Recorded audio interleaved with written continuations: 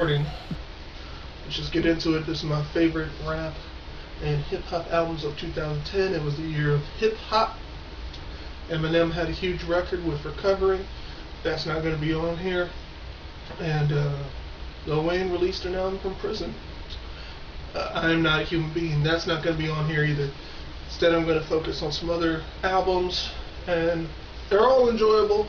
Each have their own niche. So I'm going to try to make this short. Stick with me.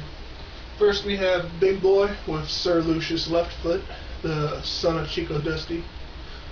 This is his proper solo debut album. I believe it's a couple years in the making. He's in top form here. He's agile. He co-produced most of these beats on here, and all these beats are different. No one is alike. It's great. It's good stuff. Southern rap. There's a ton of guests on here. If I said all the guests on here, it'd probably fill up all the minutes. So just check it out. One of my picks.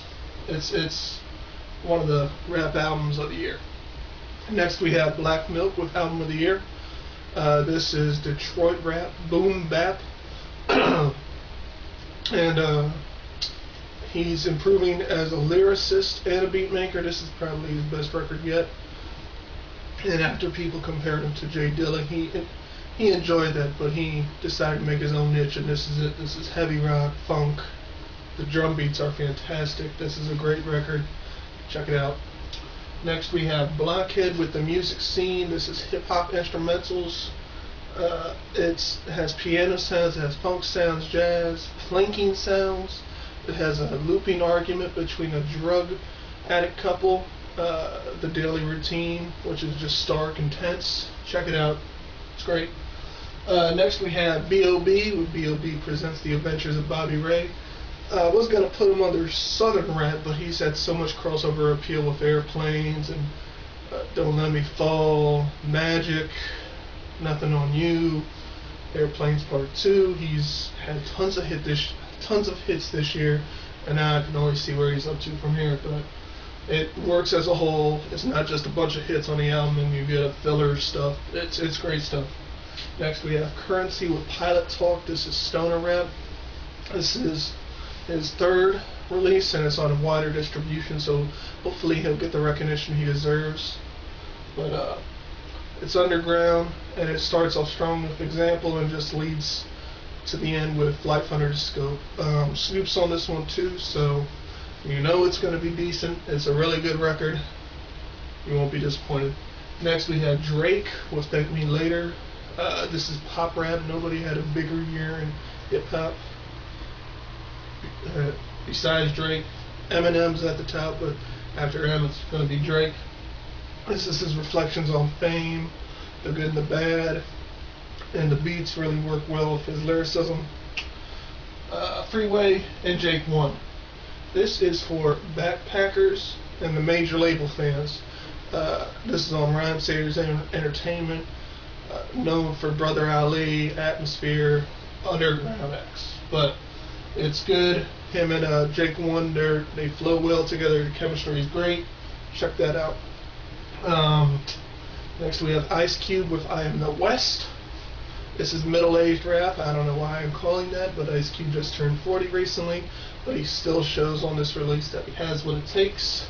This is a wise record. It's full of odd lines, but he's done this for 20 plus years, and while it may not be as vaunted as America's Most Wanted or Lethal Injection or Predator, it's still good. Next we have what I consider to be one of the best releases of the year, Roc Marciano with Marcberg. I didn't expect anything from this. I never even heard of this dude, but apparently he was in Flip Mode Squad. I don't know if him and Flip Mode are still together. Busta Rhymes, but this is minimalist sounds. He did it on his MPC, perfected his craft at that. This is Tales from the Corner, Tales of Survival, and his lyricism and the beats are just great. This is his first release, I believe, but it's good stuff. It harkens back to the golden age in a contemporary sense. Murs and Ninth Wonder, excuse me, with Fornever. This is Murs focusing on storytelling. It's 10 songs. It flows by incredibly fast. Murs and Ninth Wonder had a ton of chemistry too, so it's great stuff. Probably it's up there with End of the Beginning, his debut album. Next we have Reflection Eternal with Revolutions Per Minute.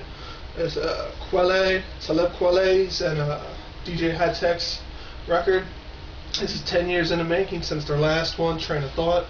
Check that record out as well.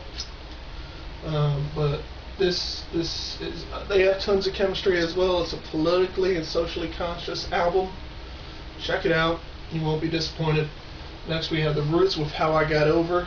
Out of their more recent releases with Game Theory and Rising Down, this is their most subdued effort, but it still has a lot of energy in it. The momentum doesn't pick up till halfway through, possibly after Dear God 2.0 with Monsters of Folk.